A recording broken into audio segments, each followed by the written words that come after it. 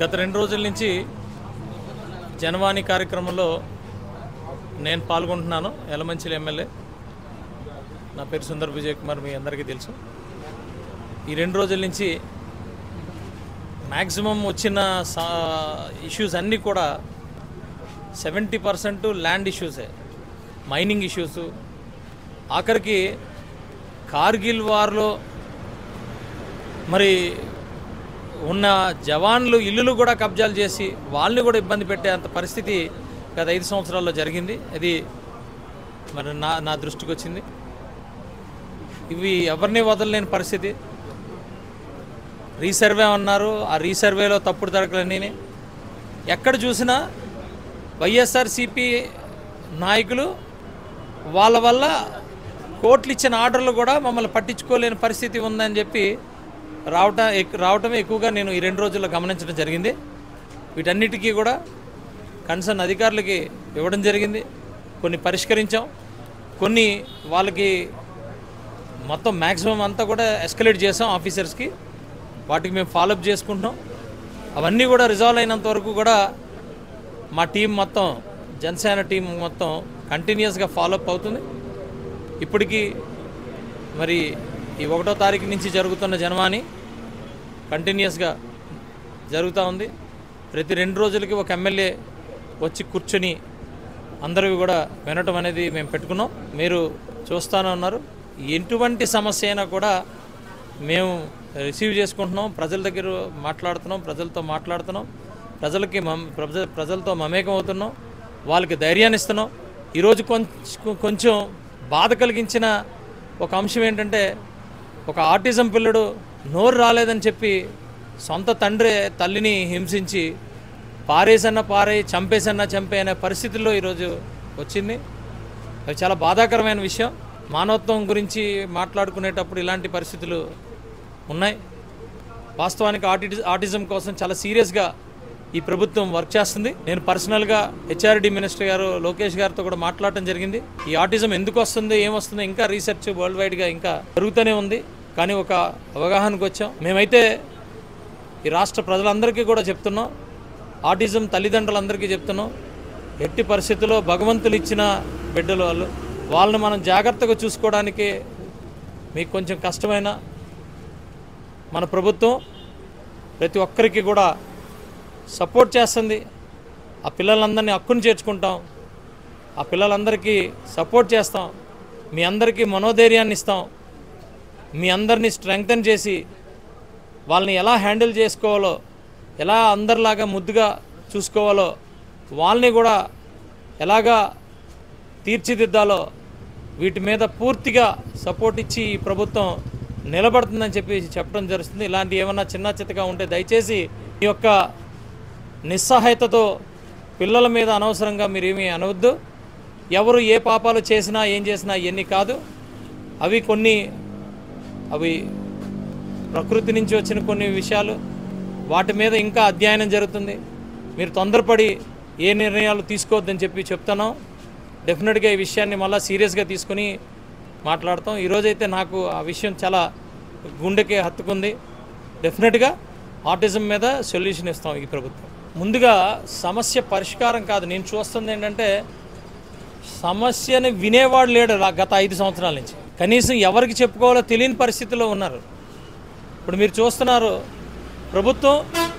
ప్రభుత్వం పూర్తిగా తీసుకుంటుంది. ఏ అర్జీ అయినా తీసుకుంటున్నారు. ముఖ్యమంత్రి గారు డైరెక్ట్ తీసుకుంటున్నారు, లోకేష్ గారు డైరెక్ట్ తీసుకుంటున్నారు, డిప్యూటీ ముఖ్యమంత్రి గారు డైరెక్ట్గా తీసుకుంటున్నారు, మంత్రులు తీసుకుంటున్నారు, ఎమ్మెల్యేలమైన మేము కూడా డైరెక్ట్గా అర్జీలు తీసుకుంటున్నాం, అందరూ వింటున్నాం. అలాగే ఈరోజు జనసేనలో మరి మా జనవాణి కార్యక్రమం డైలీ ఉంటుంది. అలాగే తెలుగుదేశం పార్టీలో కూడా అలాగే జరుగుతూ ఉంది. భారతీయ జనతా పార్టీలో కూడా పార్టీ పరంగా కూడా తీసుకుంటున్నాం. ఇన్ని రకాలుగా ప్రతి ప్లేస్లో కూడా ఈరోజు ప్రజల కోసం ముందుండి తీసుకునే ప్రభుత్వం పార్టీలు, ఎన్డీఏ కూటమి ప్రభుత్వం.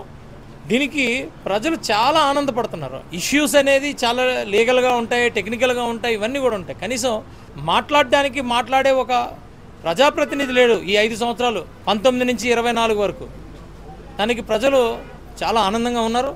అందుకే ఎక్కడ చూసినా మీరు చూడండి, ఒక మంత్రి గారి దగ్గరికి వెళ్ళండి, ఒక ఎమ్మెల్యే గారి దగ్గరికి వెళ్ళండి, ముఖ్యమంత్రి గారి దగ్గరికి వెళ్ళండి, ఉప ముఖ్యమంత్రి గారి దగ్గర ఎక్కడికైనా వెళ్ళండి, ప్రజలు బారులు తీరున్నారు.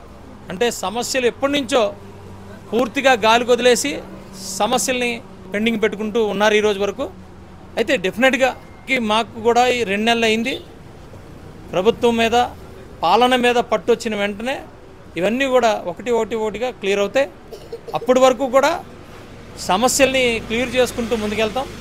ఎగ్జాంపుల్, భూ ఆక్రమణ చట్టం ఒకటి తీసుకొస్తున్నాం. భూ ఆక్రమించేవాడికి వ్యతిరేకంగా చట్టం తీసుకొస్తారు ప్రభుత్వం. అలాగే ఇప్పటి వరకు ఈ భూమి ఆక్రమించుకునే ప్రతి మండలంలో, ప్రతి రెవెన్యూ డివిజన్లో కూడా ఒక ప్రోగ్రాం చేసి ఎవరైతే ఆక్రమించుకున్నారో ఇవన్నీ కూడా ఐడెంటిఫై చేయాలనే ఉద్దేశంతో ఒకటి ఫ్రేమ్ చేస్తున్నారు గవర్నమెంట్ కూడా. ఇవన్నీ కూడా ప్రజల కోసమే ఇవన్నీ కూడా. సో అన్ని సమస్యలు టెక్నికల్గా తీరుతాయా లేదా అనే దాని మీద టెక్నికాలిటీ ఉంటుంది, కానీ ఏదైతే కబ్జాలు చేసి ఇష్యూస్ని క్రియేట్ చేసి దౌర్జన్యాలు చేసి ఇలాంటి సమస్యల్ని గాలి వదిలేసిన సమస్యలు అన్నింటినీ కూడా మేము 100% చెప్తాం. ఇవన్నీ కూడా తీరుతాయి, 100% తీరుతాయి కూడా. మంచిదే కదా, అంటే ఇన్నాళ్ళకి జ్ఞానం వచ్చింది అనుకోవాలి. మమ్మల్ని చూసి నేర్చుకుంటున్నాడు జగన్మోహన్ రెడ్డి, అంతే కదా. అదే కదా, అదే అంటున్నాను, తీసుకుంటే తెలుస్తుంది కదా. ఇప్పుడు ప్రజలు ఆయనకి ఓటేశారు, అపోజిషన్ పార్టీలో హోదా ఇవ్వలేదు, ఎమ్మెల్యేగా ఆయన పులివెందుల ప్రజలు ఓటేశారు. కనీసం ఎమ్మెల్యేగా పులివెందుల ప్రజలు ఓటేశారంటే ఏంటి, ఆ హౌస్లోకి వెళ్ళి అసెంబ్లీలోకి వెళ్ళి కూర్చుని ఓపికతో అన్నీ విని, ఏదైనా ఒకవేళ గత 5 సంవత్సరాల్లో ఎలాగా మాకెవరికి ఛాన్స్ ఇవ్వలేదు, అక్కడ రావడానికి ప్రజలకు ఇవ్వలేదు, అసెంబ్లీలోకి రానివ్వలేదు, ఇవన్నీ ఉన్నాయి. కనీసం ఇప్పుడైనా మేము ఓపెన్గా మాట్లాడుతాం, డిస్కస్ చేసినప్పుడు నిజాయితీ ఉంటే నిజాయితీ అక్కడ మాట్లాడాలి, బయటకు వచ్చి అబద్ధాలు మాట్లాడకూడదు, అంతే కదా. కనీసం వాళ్ళ ఇంటి దగ్గర కూర్చొనన్నా అర్జీలు తీసుకుంటే అవన్నా నిజాయితీగా తీసుకోండి, లైవ్ పెట్టి నిజాయితీగా తీసుకుంటే మరీ మంచిది.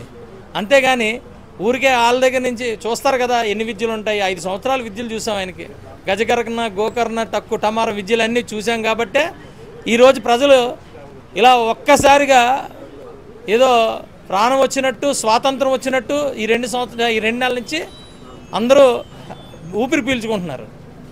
ఒకసారి ఆయన కూడా చూస్తే ఆ అందం కూడా తెలిసిపోతుంది కదా. వద్దని మేమేమనం. ప్రతి పార్టీ, ప్రజాస్వామ్యంలో ఉన్న ప్రతి పార్టీ కూడా ప్రజల కోసం పనిచేయాలి. మేము అర్జీలు తీసుకుంటున్నాం, మేము చాలా గొప్ప అంటే అసలు పార్టీలు చేయాల్సిన పని ఏంటి? గెలిపిస్తే సమస్యల కోసం అసెంబ్లీలోకి వెళ్ళి పోరాడాలా, అక్కడ పోరాడు. ఒకవేళ గెలిపిస్తే అధికార పార్టీలో ఉండి పరిపాలన చేయాలా, అర్జీలు తీసుకోవాలా, పరిపాలన అంతా శుభ్రంగా ఆ లా అండ్ ఆర్డర్ని చేతిలో పెట్టుకోవాలి. అనేక అయ్యి చేయలేదు. అపోజిషన్ పార్టీలో ఉన్నప్పుడు కనీసం అసెంబ్లీకి రాలేదు, అపోజిషన్ లేదు, ఈరోజు అధికారం లేదు, రెండూ లేదు. కేవలం ఒక ఎమ్మెల్యేగా మరి గెలిపించి పంపించినప్పుడు కనీసం ఎమ్మెల్యేగా ఒక ప్రజాప్రతినిధిగా నార్మల్గా మేమందరం ఎమ్మెల్యేలుగా ఎలాగైతే పనిచేస్తున్నాం ఆయన అలాగే చేయాలి, అది కూడా లేదు. గొప్పగా ఈరోజు అర్జీలు అంటే మా పనే అది, పొద్దున్న లెగిస్తే మా పనే అదే. ఈయనకి కొత్తగా ఉంది, ఇన్ని సంవత్సరాలు అయిపోయిన తర్వాత. అదే అంటున్నానండి, పబ్జీ ఆడతాడో ఏమాడతాడో తెలియదు, ఆయనకి తెలియదు పాపం. నేను అంటున్నాను పాపం వైఎస్ఆర్సీపీ పార్టీలో ఇంకా ఉన్న ఎమ్మెల్యేలు, ఓటేసిన ప్రజలు దయచేసి గుర్తించండి. మీరు జగన్మోహన్ రెడ్డి గారిని అర్జీలు తీసుకుంటారంట అంటే ఎమ్మెల్యేగా ఆయన ఒక కొత్త వ్యక్తి, ఫస్ట్ రోజు చేయాల్సిన పని ముఖ్యమంత్రి అయిపోయిన తర్వాత చేయడానికి ఇంకా టైం. అదే అంటున్నాను, ఇంకా ముహూర్తం సెట్ చేసుకుంటున్నాడు. అర్థమైందండి. సో ఏం ఇబ్బంది లేదు, అప్పుడు తెలుస్తుంది. నిజాయితీతో ఉండమనండి, కనీసం నిజాయితీతో ఉంటే ఇది తెలుస్తుంది. పవన్ కళ్యాణ్ గారి గురించి చాలా మంది వైసీపీ నాయకులు ఇష్టం వచ్చినట్టు మాట్లాడారు. వాళ్ళల్లో ఒక వ్యక్తి ముఖ్యంగా ఉత్తరాంధ్ర వాసి దువ్వాడ శ్రీనివాస్, ఆయన గురించి ఏం మాట్లాడతారు? కర్మ. ఇంకోటి మేము వాటి గురించి మేము మాట్లాడదలుచుకోవట్లేదు. మేము మాట్లాడేది పర్సనల్ ఇష్యూస్లో మేము మాట్లాడాం. మాకున్న విజ్ఞత అది, మాకున్న సంస్కారం అది. మేము పర్సనల్ ఇష్యూస్ మీద మేము కామెంట్ చేయము. ఇప్పుడు మాకు కావాల్సింది, ఈరోజు ప్రజలు మమ్మల్ని గుర్తించి మాకు అధికారం ఇచ్చాడు కాబట్టి అధికారం మేము ప్రజలకు సేవ చేసుకోవడానికి మాత్రమే ఆ టైం సరిపోతుంది. అర్థమైందండి. ఎవరు ఎన్ని చేసినా ఏం చేసినా అది ప్రజలు చూసుకుంటారు. ప్రజలు ఏం చేయాలో అన్నీ చేశారు. మా పని మాకుంది.